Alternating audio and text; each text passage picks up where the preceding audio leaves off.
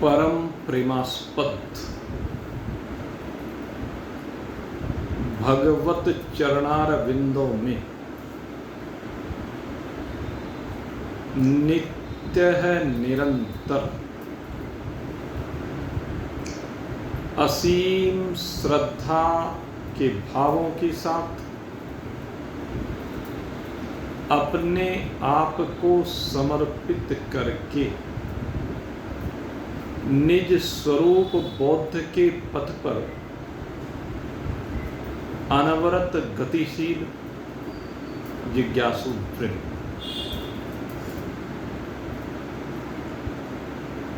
नित्य इस समय हमारा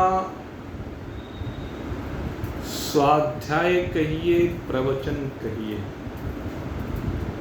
यह विचार सागर के ऊपर चल रहा है। दो चीजें हैं, एक स्वाध्याय है और एक प्रवचन है। वैसे तो दोनों पृथक पृथक भी होते हैं, लेकिन यहाँ पर एक साथ दोनों को मिलाकर के सामूहिक दोनों का आनंद आपको परोसा जा रहा है।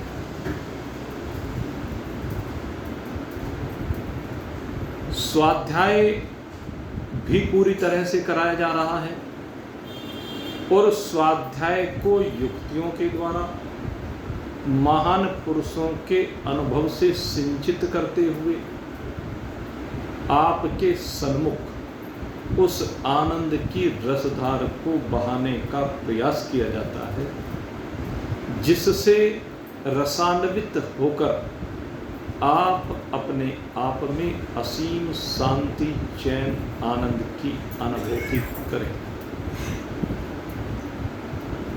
जहाँ तक बात केवल स्वाध्याय की है, तो अकेला जो स्वाध्याय होता है वह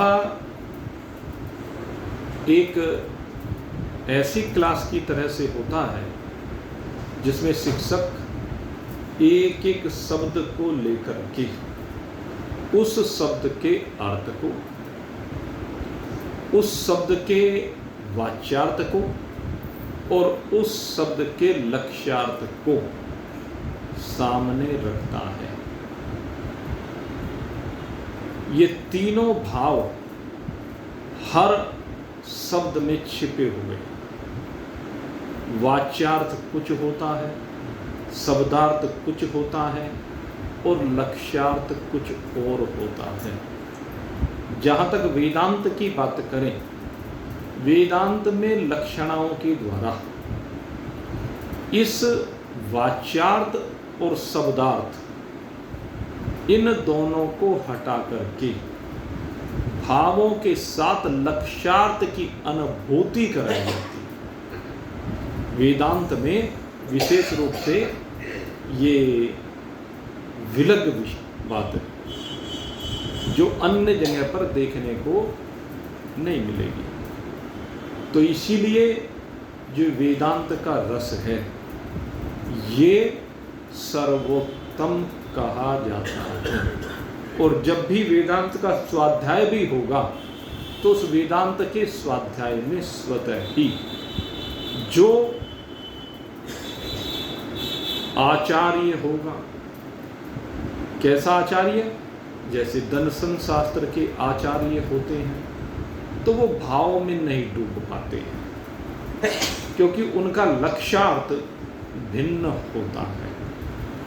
इसलिए वहां पर वो आपका भाव नहीं बन पाता और आप उस आनंद से वंचित रह जाते हैं। इसलिए वेदांत के जब स्वाध्याय की बात होती है तो महान पुरुषों के मुख से ही श्रवण करने के लिए कहा गया है, क्योंकि महान पुरुषों के मुखारविंद से जब वो श्रवित होता है तो उसमें उनके हृदय का भाव संचरित होता है और वो हृदय का भाव आपके हृदय में पहुंच करके एक असीम आनंद की अनुभूति कराता है। इसलिए मेरे मित्रों, ये स्वाध्याय प्रवचन बन जाता है, होता स्वाध्याय ही है। कोई भी स्वाध्याय का विषय उस प्रवचन में छोड़ा नहीं जाता है। हाँ, एक बात जरूर है जो थोड़ा सा अंतर है, वो क्या है कि स्वाध्याय में जो जिज्ञासु हैं उनको भी पुस्तक लेकर के बैठना चाहिए, और पुस्तक लेकर के बैठे भी, पहले तैयारी भी करके आए, और दूसरी बात, जो शंका रह जाए स्वाध्याय के बाद उन शंकाओं को चिन्हित करते हुए उनके संदर्भ में प्रश्नोत्तर करना चाहिए श्रद्धा पूर्वक। ये वेदांत के स्वाध्याय का तरीका है। तो अगर किसी की अभिलाषा हो, जिज्ञासा हो, तो वह इस तरह से कर ही सकते हैं। उसमें कोई भी कहीं भी किसी किस्म की भी दिक्कत नहीं है, क्योंकि क्या है कि दिक्कत कब आती है, अब जब भाव में होता है। अब वो भाव तो भाई अंदर से निकल के आएंगे ही, वो रुकते नहीं हैं। दर्शन शास्त्र के जो प्रोफेसर होते हैं भाई, वहाँ तो भाव नहीं है, उनके पास भाव नहीं होते उस तरह के, इसलिए वो निकल के नहीं आते, वो केवल शब्दार्थ वाच्यार्थ तक सीमित रह जाते हैं। लेकिन यहाँ पर आपको सभी विषयों के ऊपर चर्चा श्रवण करने का और करने का अवसर मिलता ही है। तो इसलिए इस स्वाध्याय कम प्रवचन दोनों को मिला करके इसका आनंद लेने का प्रयास करें। और रही बात विषय की, तो विषय तो भाई एक ही है वेदांत का। एक ही विषय को अनेकानेक ग्रंथों ने, अनेकानेक महान पुरुषों ने अपनी अपनी भाषा में, अपनी अपनी शैली में अनेक प्रकार से जिज्ञासुओं के सन्मुख प्रकट किया। अब वो जिज्ञासु की पात्रता है, जिज्ञासु की पात्रता ही उसको ग्रहण करने की क्षमता प्रदान करती है। एक हमारे अंदर सबसे बड़ी कमी यही है कि हम ज्ञान को प्राप्त तो करना चाहते हैं, लेकिन जो अधिकारित्व के लक्षण किए गए हैं, बताए गए हैं, उनको जीवन में उतारने के बारे में कोई बिरला ही प्रयासरत रहता है, नहीं तो बस वो पल्ला झाड़ के यहीं चल देते हैं। और इसीलिए कई बार जब गहन विषय आते हैं तो गहन विषय उनके सिर के ऊपर से उतर जाते हैं। अगर आप चाहते हैं कि ये विषय सिर के ऊपर से ना उतरे, तो स्वाध्याय के साथ साथ आप जीवन में अधिकारित्व को लाएं। अब हम विकार को छोड़े नहीं तो निर्विकार कैसे हो सकते हैं? निर्विकारी बनने के लिए विकारों से बाहर आना ही पड़ेगा, विकारों को तिलांजलि देनी ही पड़ेगी। और निर्विकारता में जैसे ही आएंगे विकारिता को छोड़ करके, उस समय निर्विकारित्व को भी तिलांजलि दे दी जाती है। आपको निर्विकारित्व भी तभी तक है जब तक विकार है। विकार से निर्विकार की ओर बढ़ते ही निर्विकार भी अपने स्वरूप में लय को प्राप्त हो जाता है। सतोगुण, रजोगुण और तमोगुण को दबा करके जिस समय स्वयं निवृत्त होता है तो निर्गुणत्व विराजमान हो जाता है। लेकिन वह निर्गुणत्व भी कुछ ही पल टिकता है, अपने स्वरूप में लय हो जाता है। क्योंकि अपने स्वरूप में न साकार है न निराकार है, न विकारी है न निर्विकारी है, न मल है न निर्मल है, न सत है न असत है, न जड़ है न चेतन है। वहाँ कहने के लिए कुछ रहता ही नहीं। एक बार एक महान पुरुष के पास एक जिज्ञासु गया और जिज्ञासु ने जाकर के उनसे निवेदन किया कि मैं आत्मा के स्वरूप को जानना चाहता हूँ, परमात्मा के स्वरूप को जानना चाहता हूँ। और जैसे उसने प्रश्न किया वो बस मौन हो गए, कुछ जवाब नहीं दिया। उसने समझा कि शायद सुन नहीं पाए, नींद आ गई। दोबारा फिर जब उन्होंने आंखें खोली फिर से प्रश्न किया और वो फिर से मौन हो गए, आंखें बंद। तीसरी बार फिर प्रश्न किया कि अब बताते क्यों नहीं? कि बता ही तो रहा हूं, तुझे दिखा रहा हूं मैं तो प्रैक्टिकल। यही है आत्मा का स्वरूप, जहां न कुछ कहने के लिए रहे, न सुनने के लिए रहे, न देखने के लिए रहे, न छूने के लिए रहे, जहां बस है, उसे किसी भी प्रकार से व्यक्त नहीं किया। अव्यक्तादि भूतानि व्यक्त मध्यानि भारत, अव्यक्त निजनान्य वै तत्र का परिदेवना। वो अव्यक्त जिससे सब कुछ प्रकट होता हुआ दिख रहा है संकल्प से, लेकिन वास्तव में वो संकल्प जब तक स्फुरित रहता तब तक दिखता है। जैसे ही संकल्प शांत हुआ, कहाँ गया? रज्जू में सर्प दिखाई दिया, संकल्प से ही तो दिखाई दिया, आपके अज्ञान से ही तो दिखाई दिया, अविद्या से दिखाई दिया, अंधकार में दिखाई दिया। जैसे अंधकार की निवृत्ति हुई, कहाँ गया भाई? सर्प।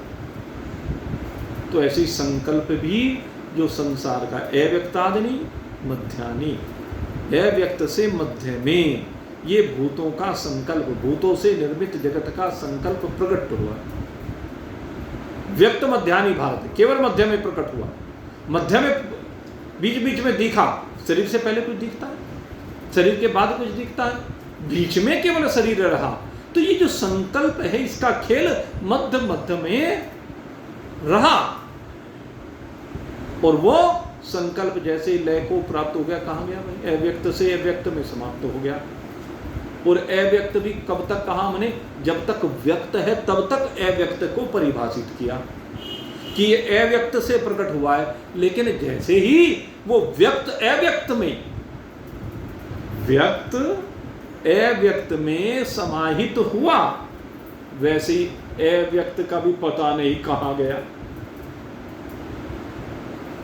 तो ये सब वाणी के विषय में द्वैत की श्रेणी में नहीं आता। नहीं, अव्यक्त को द्वैत की श्रेणी में नहीं लिया जा सकता। द्वैत तो हाँ, ये विलोम शब्द जरूर है, लेकिन ये क्या है? ये है सब अद्वैत में। अद्वैत, और वास्तव में फिर अद्वैत कहना भी नहीं मानता। ये द्वैत और अद्वैत, ये भी जब तक बोध नहीं हुआ, द्वैत से अद्वैत में पहुंच गए, और फिर अद्वैत भी अपने आप में ही लय हो गया। अद्वैत समझाने के लिए हमारा स्वरूप है, सत्य समझाने के लिए हमारा स्वरूप है, ज्ञान समझाने के लिए हमारा स्वरूप है, चैतन्यता समझाने के लिए हमारा स्वरूप है। लेकिन वास्तव में जब हम ही हैं तो किसे सत्य कहें, किसे चेतन कहें? ये सब समझाने मात्र के लिए है, लेकिन ये द्वैत का प्रतिनिधित्व नहीं करेगा।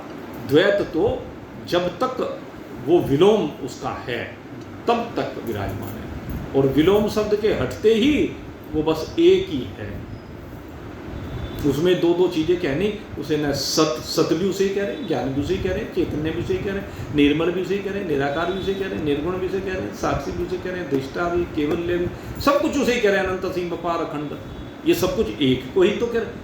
तो एक के ही ये सब पर्यायवाची शब्द हैं, एक में। तो जहाँ पे फिर आगे ये इनका मध्य जो द्वैत ये दिख रहा है, नाम से अनंत और असीम दो हो गए, अपार दो हो गए, लेकिन ये सब एकत्व हो गए, सब केवल एक रह गए। और उस एक को किसी भी नाम से परिभाषित नहीं किया जा सकता, उसे ब्रह्म भी नहीं कहा जा सकता, उसे व्यापक भी नहीं कहा जा सकता। ये भी सिर्फ समझाने के लिए बस है। अब उसे व्यक्त कैसे करें? तो इस तरह की, तो यहाँ जो विषय है जीव ब्रह्म की एकता, अब जब तक शंकाएं ना हो तो तब तक इस एकता को समझ नहीं सकते।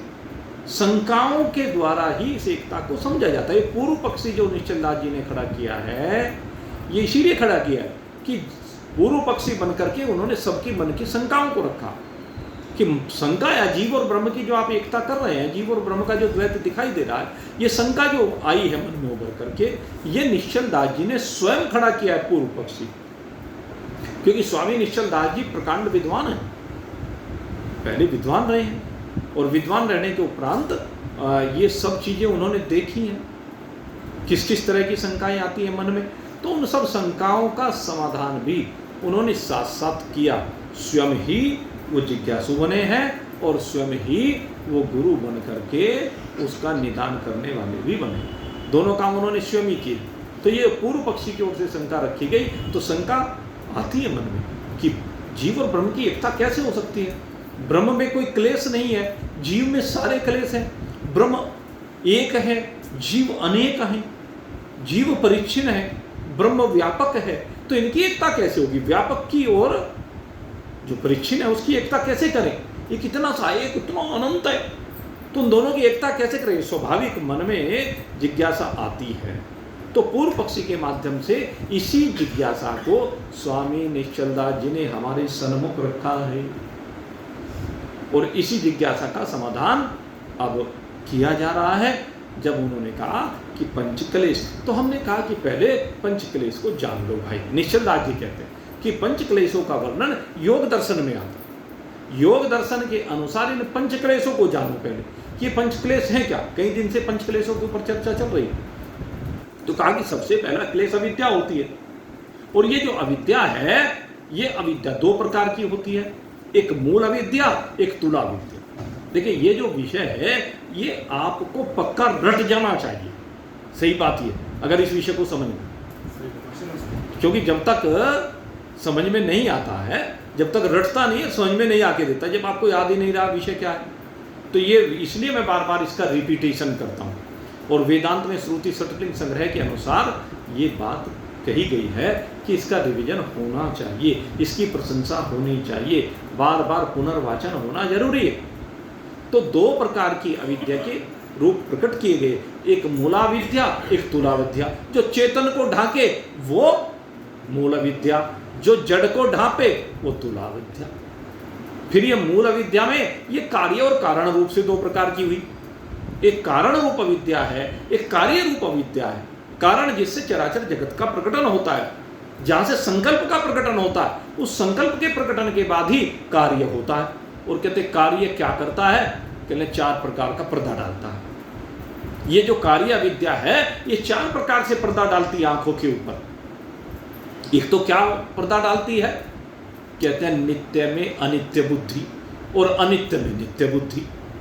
जो अनित्य है, जिसको हमने अनित्य देखा, समझा, अनुभव किया, लेकिन देखने के बाद भी रोज देखते हैं और उसके बाद भी उसे अनित्य मान के नहीं देते, उसको स्वीकार नहीं करके देते। यही तो है। क्या है अनित्य? रोज जाते हुए देखते हैं शमशान भूमि में, किसी न किसी को। कौन जा रहा है शमशान भूमि में? चिंतन करेंगे अंतर से, जा कौन रहा है शमशान भूमि में? कहते हैं शरीर को उठा के ले जा। शरीर जा रहा है ना, इस शरीर को उठा के ले जाना पड़ रहा है। क्यों? इसका कारण क्या है? शरीर क्यों उठा कर ले? ये शरीर तो बड़ा भागा फिरता है। सारे जो पीछे शरीर हैं वे सब अपने आप नहीं जा रहे हैं, अपने पैरों पर नहीं जा रहे हैं, लेकिन इसे कंधों पर उठा कर ले जा रहे हैं। चार व्यक्ति कंधों पर लादे लादे ले जा रहे हैं, और उन चार व्यक्तियों से उसका बोझ सहन नहीं होता, इसलिए बार बार कंधे बदले जाते हैं। एक व्यक्ति चार व्यक्तियों के कंधे पर भी उठ करके नहीं जा पा रहा। क्यों? कहा जाता है कि निर्जीव हो गया। यही तो कहा जाता है, क्योंकि अब ये निर्जीव हो गया, यानी इस शरीर के अंदर एक जीव था, वो निकल गया। यही तो हुआ। शरीर में से जब जीव निकल गया तो वो निर्जीव हो गया। जब तक जीव है तब तक वो सजीव है। वो जीव जब तक इसके अंदर है, ये दिखता है कि जीवन लीला चल रही है, और जैसे जीव इसमें से निकला कि जीवन लीला अक्ष को प्राप्त हो गई, समाप्त हो गई जीवन लीला। चलो भाई, राम नाम सत्य है। तो शरीर को रोज जाते देखते हैं, और फिर भी इस शरीर से बहुत मोह करते हैं। इस शरीर के पालन पोषण में सारी जिंदगी लगे रहते हैं। ये ठीक है, व्यवहारिक काल में शरीर का पालन पोषण होना चाहिए, लेकिन बस सारे दिन खिलाते ही रहो, खिलाते ही रहो, पहनाते ही रहो, पहनाते ही रहो, बोलते ही रहो, सुनते ही रहो। क्या है? चिंतन करें, अरे थोड़ा सा आराम भी दे लो इसको, और आराम दे करके ये जो खोपड़ी अंतःकरण, जरा थोड़ा सा इसके ऊपर चिंतन कर लो, इससे चिंतन कर लो, है? जाते हुए को देख करके कि भाई ये तो चला जाएगा, फिर किस लिए यहाँ पर जीव इसके अंदर आया है, उस जीव के इसमें आने का प्रयोजन क्या, इसके ऊपर चिंतन करें खाली समय में बैठ करके। जिस समय आप काम कर रहे हैं, मैं नहीं कहता कि आप उसमें बैठ करके चिंतन करें, लेकिन जिस समय खाली है उस समय तो खाली रख लो इसको, इस संसार से। हम उस समय भी इस संसार से खाली नहीं रखते, बल्कि क्या करते हैं, जो भूतकाल में घटनाएं हुई हैं, पारिवारिक, सामाजिक, राजनीतिक, पता नहीं कैसी कैसी घटनाएं जो भी भूतकाल में हुई है, हम वो कबाड़ा इसमें भरना शुरू कर देते हैं, चिंतन उस ओर चला जाता है। जबकि होना क्या चाहिए, उस समय पर चिंतन ये होना चाहिए कि मेरा इस शरीर के अंदर आने का प्रयोजन क्या है, और एक दिन चूंकि ये शरीर छोड़ करके मुझे जाना है, जब शरीर छोड़ करके जाने तो उससे पहले मैं क्या करूं, प्रयोजन ये होना चाहिए। फिर देखो दिमाग कैसे परेशान होता है, होगा ही नहीं, परेशानियों का हल निकलेगा। भूतकाल के चिंतन से कष्ट होता है, सास का चिंतन, बहू का चिंतन, देवरानी का चिंतन, जेठानी का चिंतन, फलाने ने ये किया, फलाने ने ये किया, मैंने उसके साथ ये किया, ये क्या है, भूतकाल का चिंतन है। इस भूतकाल के चिंतन को छोड़ो, ये तो कूड़ा कचरा है। जो भूत हो लिया, भूत बन गया जिसका, क्यों भूतों में दिमाग खपाते फिरते हो। अब भूतों में दिमाग खपाओगे तो वो तो चिपटेगा भाई, और जो भूत किसी को चिपट जाए क्या होता है फिर, धानक को बुला करके अग्नि में मिर्चे डाल करके देखी डंडे मार मार के उस भूत को भगाना पड़ता है। तो ऐसे भूतों को क्यों चिपटाते हो भाई, ऐसे भूतों से क्यों चिपकते हो। मारो झाड़ू, जो हो लिया वो बीत गया, सो बीत गया, अब उसके बारे में क्या सोचें, और भविष्य के बारे में भी सोचने की जरूरत नहीं, क्योंकि आपके हाथ में भगवान ने एक चीज दी है, और वो क्या दी है, कर्म। शरीर के माध्यम से कर्म करें, और वो कर्म कैसे हो, हम कर्म को 3 श्रेणी में रखते हैं। एक श्रेणी कर्मों की श्रेणी है, दूसरी श्रेणी उपासना रूपी कर्म की है, तीसरी श्रेणी ज्ञान रूपी कर्म की है। तो अब ये कर्म से ऊपर की ओर ले जाने वाले हैं। निष्काम शुभ कर्म, सबसे पहले जीवन का उद्देश्य ही होना चाहिए शुभ कर्म। दूसरे नंबर पर उपासना होनी चाहिए, वो प्रकार मैंने आपको बहुत समझाया।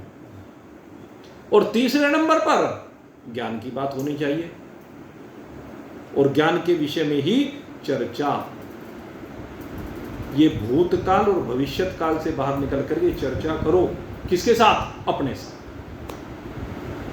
सबसे ज्यादा प्रभावी है अपने साथ चर्चा करना, यही सबसे बड़ा स्वाध्याय है। आप दूसरे के साथ चर्चा करते हैं, बैठते हैं। मैं आपको अपने जीवन का निजी अनुभव बता रहा हूं।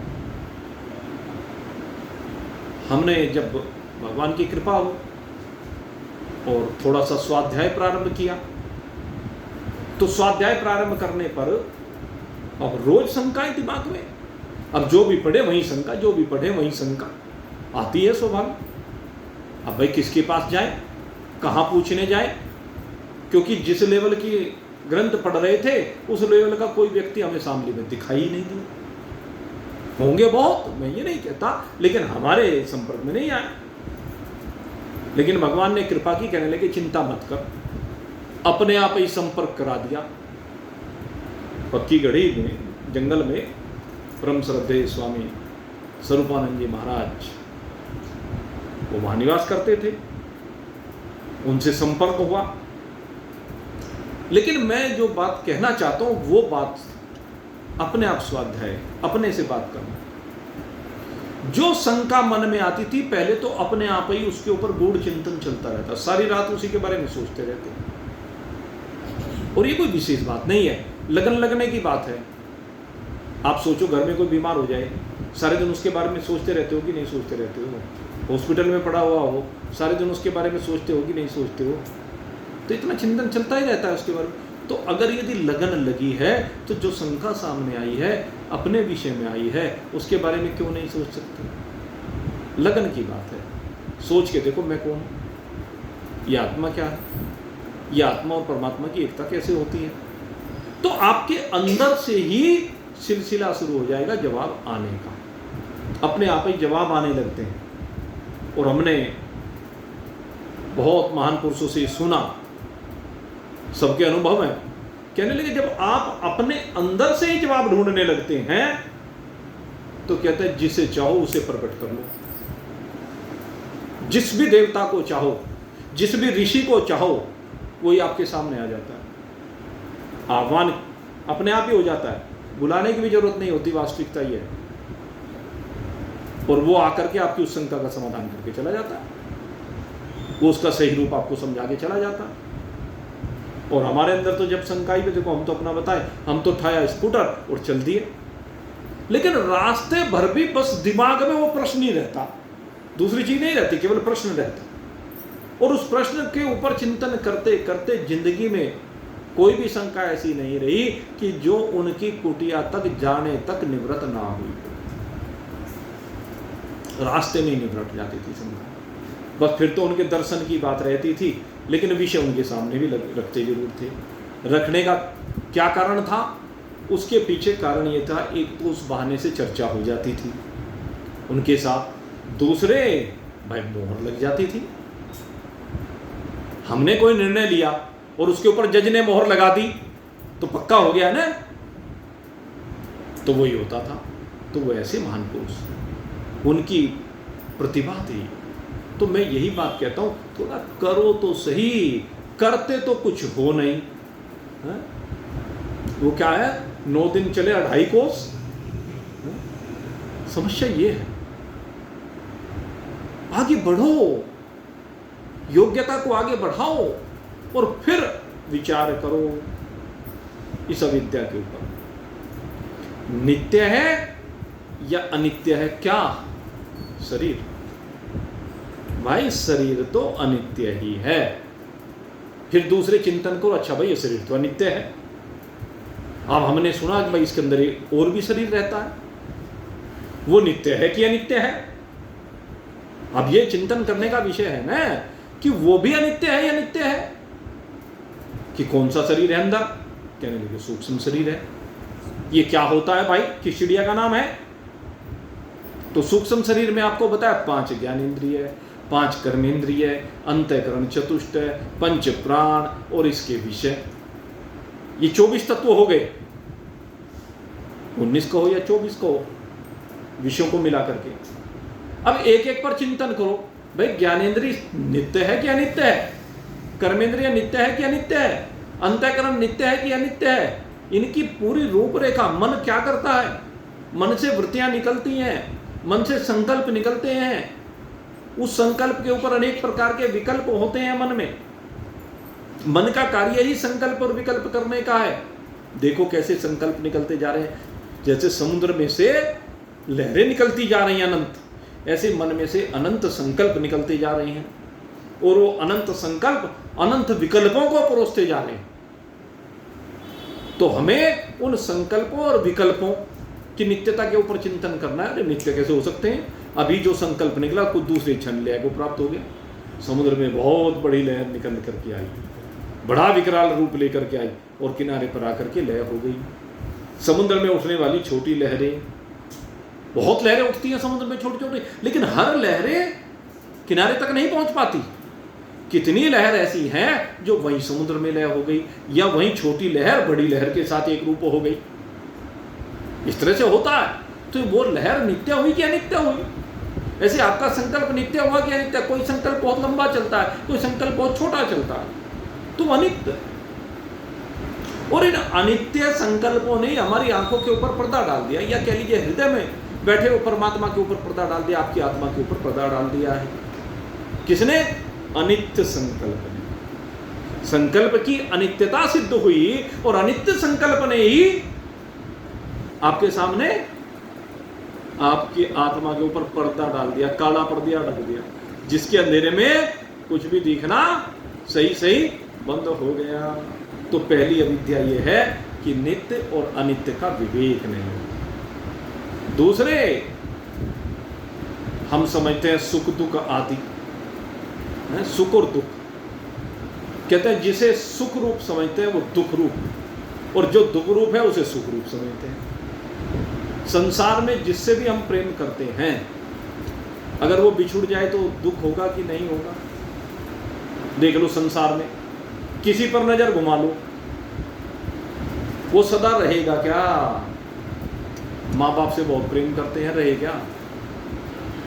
हम में से ज्यादातर की जाली एक आध की बछड़ी, यही तो है, चलेगा, जाने ही है। अब उनके जाने पर रोना क्या?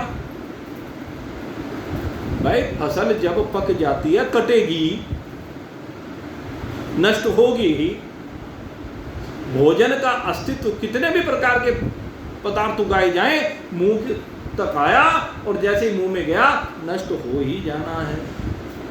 विकृतियां तो उसमें बार बार आएंगी, लेकिन आखिर में जाके तो नष्ट हो ही जाना है। तो ऐसे ही भाई इस बात को समझने की जरूरत है। जो यहाँ पर आया है वो एक ना एक दिन निश्चय ही जाएगा। एक ये अविद्या का रूप है, सुख को दुख रूप समझना और दुख को सुख रूप समझना। और तीसरा विद्या का स्वरूप क्या है? पवित्र को अपवित्र समझना और अपवित्र को पवित्र समझना है। ये शरीर, जो ये अपवित्र शरीर है, अपवित्र है। कैसे है जी अपवित्र? हम कैसे मान लें कि अपवित्र है? नहीं मानते? अजी रोज हर समय छूते रहते हैं, खाते रहते हैं। हाँ बिल्कुल सही है, जब तक ये सजीव है सब करते हो। लेकिन एक बात बताओ, इस शरीर का कोई भी एक अंग उतार दो, कोई भी एक अंग, ये शरीर, इसका कोई भी एक अंग उतार दो, जहां से जो भी आपका जी करे, पूरे शरीर में से, चाहे अंदर से निकाल दो चाहे बाहर से निकाल दो। जिन चीजों से आप प्रेम करते हो वो बता रहा हूं। सिर पे बालों से बड़ा प्रेम करते हो कि नहीं करते हैं? ये चमड़ी जिसे चूमते तक हो, हैं, चाटते भी हो, हाँ, इसी चमड़ी को शरीर से अलग करके फिर चाट के दिखाओ, फिर इसे प्रेम करके दिखाओ। दिखा सकता है कोई? जो हृदय आपको, ये हृदय धड़कता है, जो जिसकी वजह से सारा शरीर चल रहा है, कहते हैं, इस हृदय को बाहर निकाल लो। हृदय सबसे कीमती है ना, घृणा होगी, हाथ में नहीं ले सकता कोई, होता उससे प्रेम, हृदय से, फेफड़े से, गुर्दे से, हाथ से, पैर से, बालों से, दांत से, नाखून से। जब खाना खाते होते नाखून खूब चाटते हो, उंगलियां सब चाटते हैं कि नहीं चाटते हैं? उंगलियां चाट रहे हो तो क्या चाट रहे हो? चमड़ी को चाट रहे हो, नाखून को चाट रहे हो। दांत, एक दांत टूट करके बाहर रख दिया जाए, उसे दोबारा क्या कहोगे? घृणा आ जाएगी। स्वामी हंसानंद जी कहा करते थे, कहने लगे अभी अभी किसी आदमी ने बिल्कुल ताजे ताजे गरम गरम रसगुल्ले खाए, खीर खाई, चाट पकौड़ी खाई, पूड़ियाँ खाई, और वो कह कर दे और कह में वो सारा आइटम निकल जाए। कहले है तो खीर ही, है तो रसगुल्ला ही, है तो आपकी चाट पकौड़ी ही, खाओ उसे। जब तक वो शरीर के अंदर है, चली गई अंदर तो कोई बात नहीं, अब तो शरीर को पोषण हो रहा। लेकिन शरीर से बाहर वही निकल जाए तो खा के दिखाऊं ना उसको, घृणा हो जाती है। तो ये है अपवित्र में पवित्र बुद्धि, वास्तव में है ही अपवित्र। तो ये अविद्या है। नित्य में अनित्य बुद्धि, अपवित्र में पवित्र बुद्धि, दुख रूप में सुख रूप बुद्धि, और एक अनात्मा में आत्म बुद्धि। अनात्मा यानी शरीर, शरीर को ही आत्मा समझना, लेकिन वहां जाकर के शरीर को फूंक के चले आते हैं। अगर ये आत्मा है तो फूंक के क्यों आते हो भाई? ये सत्य है तो इसे फूंक के क्यों आते हो, जला के क्यों आते हो? अजी सड़ने लगता है, कीड़े पड़ जाते हैं 2 दिन बाद, तो फिर ये आत्मा कहाँ रहा? आत्मा तो पवित्र है, आत्मा तो निर्विकार है, आत्मा में तो कोई विकार उत्पन्न कर ही नहीं सकता, आत्मा में कीड़ा कभी बढ़ ही नहीं सकता है? कभी नहीं पड़ता। तो 4 प्रकार की अविद्या का स्वरूप ये बताया गया। ये जो 4 प्रकार की अविद्या, यही सबसे बड़ा क्लेश है, और इस अविद्या से ही बाकी 4 क्लेश उत्पन्न होते हैं। दूसरा क्लेश क्या बताया? दूसरा क्लेश बताया अस्मिता, और अस्मिता को प्रभावित करते हुए क्या बताया था? दर्शन और दृश्य, 2 बातें हैं। एक दर्शन है, एक दृश्य है। दृश्य, कोई भी वस्तु पड़ी हुई है कहीं भी दूर देश, आंख से वृत्ति निकली, और वृत्ति निकल करके, किसकी वृत्ति है? वो अंतःकरण की वृत्ति है। वो अंतःकरण की वृत्ति निकल करके उस वस्तु तक गई, और वस्तु के रूप को धारण करके अंतःकरण के पास लौट करके आई, और बताया ये है वस्तु। वस्तु वहां है लेकिन अंतःकरण यहाँ है। इतनी दूर वस्तु और यहाँ अंतःकरण, यहाँ उस वस्तु के साथ एक रूपता हो। वस्तु है नहीं, लेकिन उस दर्शन के कारण से, उस वृत्ति के कारण से दृश्य की एक रूपता हो गई। तो दृश्य और दर्शन की जो एकता है, दर्शन यहां हो रहा है, दृश्य वहां है, लेकिन यहां पर दृश्य की एक रूपता उस दर्शन के साथ हो गई। यही अस्मिता है, नहीं वस्तु, और बिना हुए ही उसको मान लिया जाता है कि यह है। तो यह अस्मिता है। तीसरी चीज, तीसरा जो क्लेश कहा गया वो राग कहा गया। अनुकूल पदार्थों से, जो भी उपयोगी पदार्थ हैं, जो हमें अच्छे लगते हैं, जिनकी हम चाहत करते हैं, जिनका हम संग्रह करते हैं, उनसे जो प्रेम है, उनकी उत्तरोत्तर वृद्धि की चाहत है, तो राग है।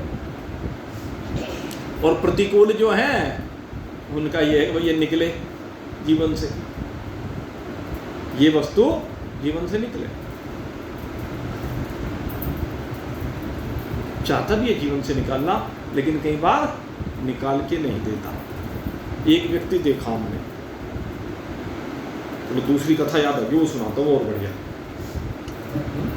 एक महाराज जी थे, और वो भाई बड़े त्यागी तपस्वी थे, वैरागी थे, ज्ञानी थे। तो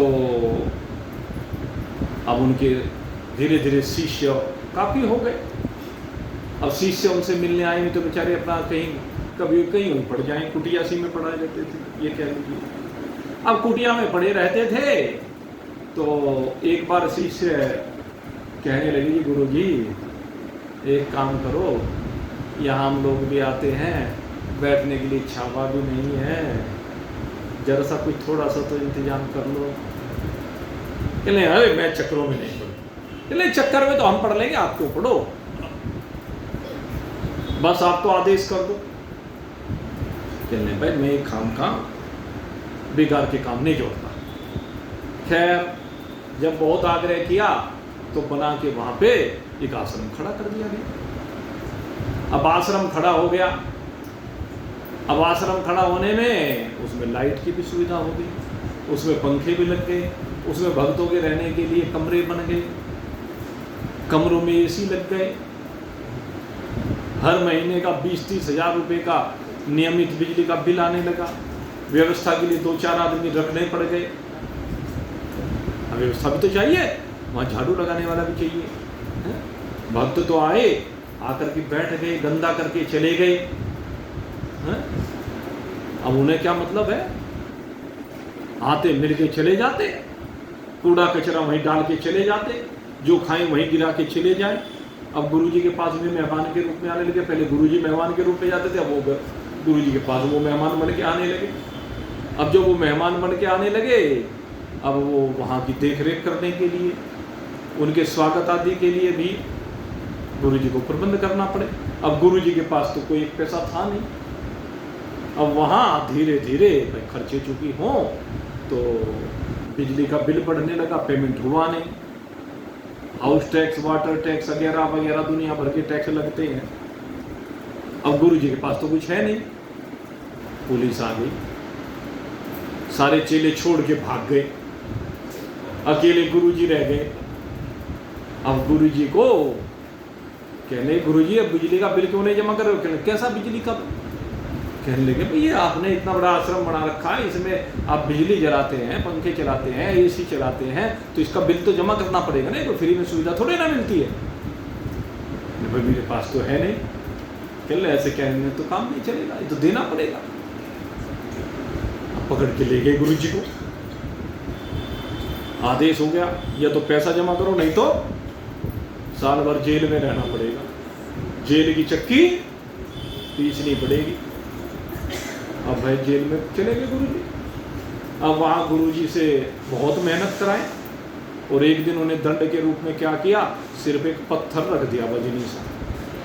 कहने लगे महाराज जी सिर पे पत्थर रखा हुआ है, गिरना नहीं चाहिए, खबरदार। और गुरुजी सिर पे पत्थर रखवा लिया, बोझे में दबे जा रहे हैं। सोचने लगे गुरुजी, कहने लगे भाई ये मैं सिर पे पत्थर क्यों ढो रहा हूं, किसने ढो रहा हूं सिर पे पत्थर? कहने लगे आश्रम का बिजली का बिल जमा नहीं किया आपने। कहने लगे कैसा आश्रम? किसका आश्रम? कौन सा आश्रम? कहने लगे वो आश्रम है फला। मेरा कोई आश्रम नहीं, और पत्थर को ये फेंक के मार, ऐसी की तैसी आश्रम है। कहले महाराज तुम्हारा आश्रम को जब्त कर लिया। कहले जाओ कर लो, ले लो उससे पैसा, मेरा कुछ नहीं है। तो जिस दिन ये भावना बन जाएगी, सिर पर रखे हुए पत्थर अपने आप ही दूर फेंक दिए जाएंगे। लेकिन ये फेंकने के लिए हिम्मत चाहिए, ये फेंकने के लिए हिम्मत चाहिए। एक हमारे जानकार हैं, उनका एक प्रॉपर्टी का परिवार में विवाद चल रहा था। करोड़ों रुपए की संपत्ति थी और भाइयों के बीच में, आपस में भतीजों के बीच में झगड़ा चल रहा था। अब वो किसी महान पुरुष के पास जाते थे और जाते जाते आखिर यही बात हुई, रोज के मुकदमेबाजी जुड़ गई।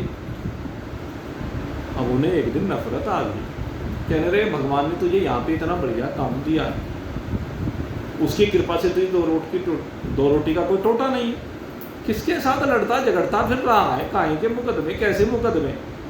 और कोर्ट में गए और जा करके एप्लीकेशन दे आए कि मेरा मुकदमों से कोई संबंध नहीं है, मेरा उस जमीन से कुछ संबंध नहीं, अब से मेरा उस जमीन से संबंध डिस्कनेक्ट है।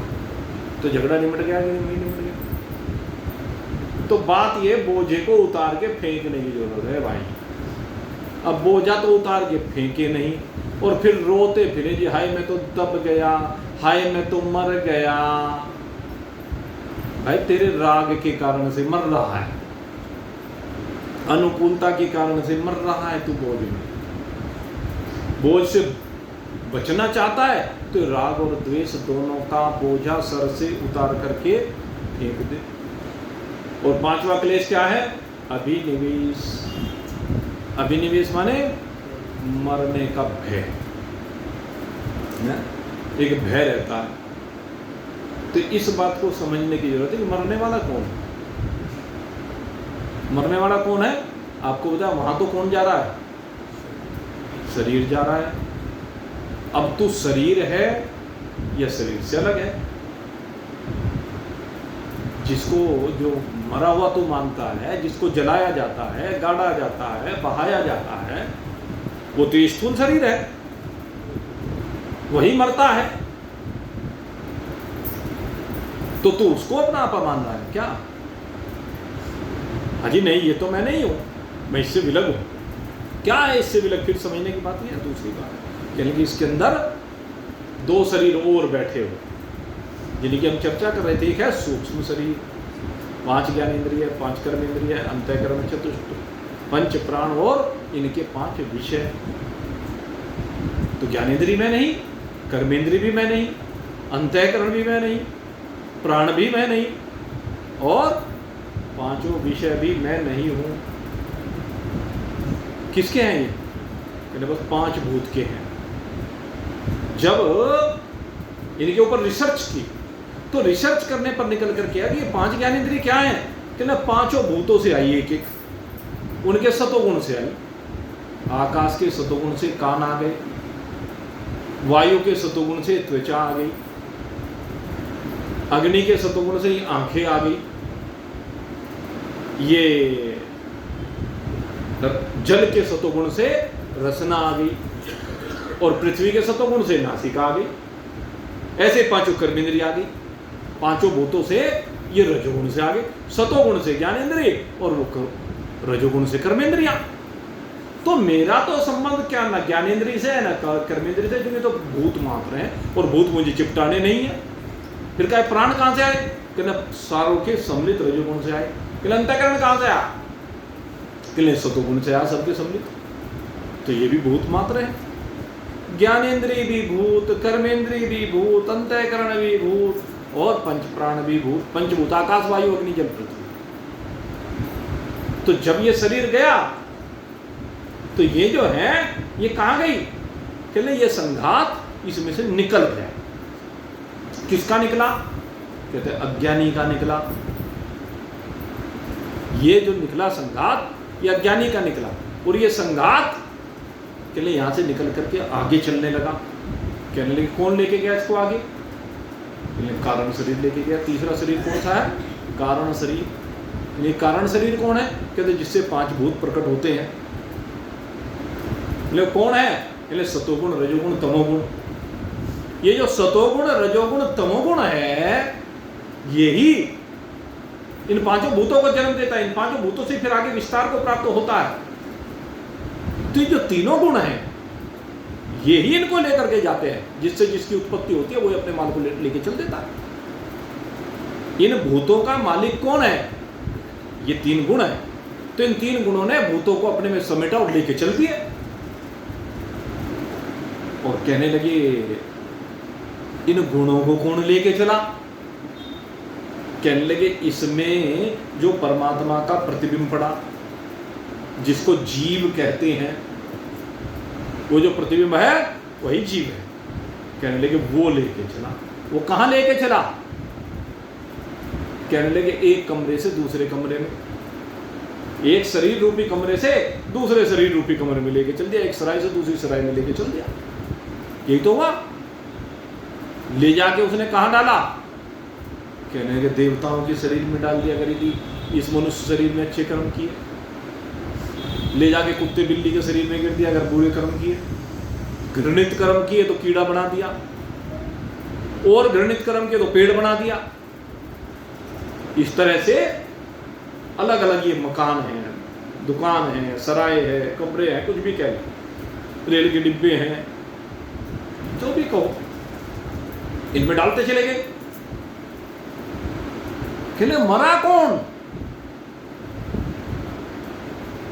अभी तो ये तो जिंदे हैं, एक से दूसरे में चले गए। कहले फिर मारे किसे? कहले इन सबको जब तक नहीं मारेगा तब तक ये अभिनिवेश बना रहेगा।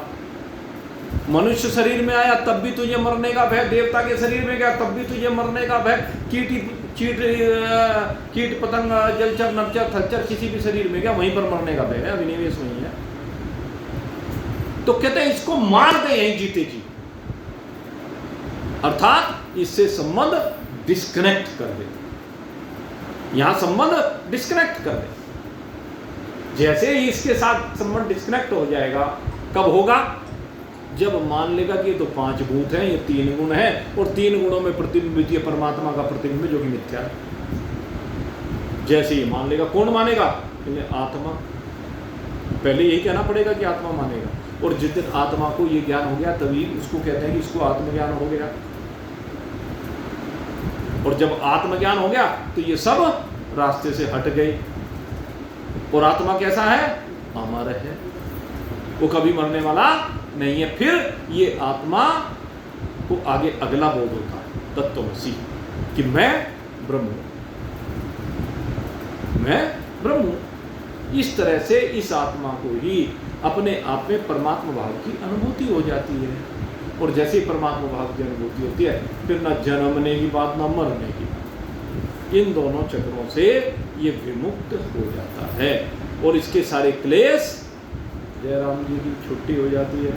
तो यही बात पूर्व पक्षी कह रहा है कि परमात्मा में, ब्रह्म में ये पंचक्लेश नहीं है, लेकिन जीव में है। तो हमें जीव कहाँ हूँ भाई? वास्तविकता क्या समझनी है? मैं जीव नहीं। कहने लगे फिर एक तो भाई ये तो है ही, दूसरी बात जीव तो इतना छोटा तो ये शरीर, इसमें जीव रह रहा, और ब्रह्म तो व्यापक है। इन दोनों की कैसे एकता हो सकती है? जीव तो सबके शरीरों में अलग अलग हैं, इनकी कैसे एकता होती है? इनकी तो एकता नहीं हो सकती। उसने दूसरा विषय रखा, कहने लगे तुम एक बात बताओ, जब अलग अलग शरीरों में अलग अलग जीव रह रहे हैं, सबके शरीरों में अलग अलग जीव रह रहा है, वो जीव सबके शरीरों में बैठकर अलग अलग प्रकार के भोगों को भोगता है, अलग अलग समय में अलग अलग तरह के भोग भोगता है, अलग अलग जीवों को अलग अलग सुख दुख का एहसास होता है। कि तो अनेक हुए कि नहीं हुए? अनेक हो गए।